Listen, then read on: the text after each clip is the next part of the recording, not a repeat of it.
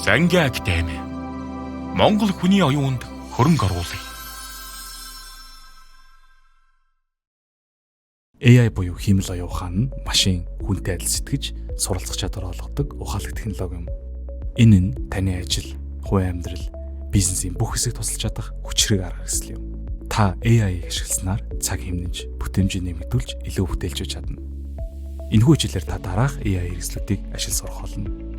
Хамгийн ихэнд хэл бичвэр AI буюу ChatGPT, Gemini, DeepSeek AI ба.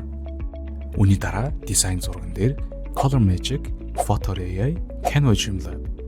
Үүний дараа инфографик ба лого бүтээхэд Infographics, Napkin AI, Logofest. Иймэрхүү байдлаар та AI ашиглан бүтээлч бодлоо хөгжүүлж ажлаа хөгжүүлэх боломжтой. За ингээд хичээлд орцгоё. Зангийн академи.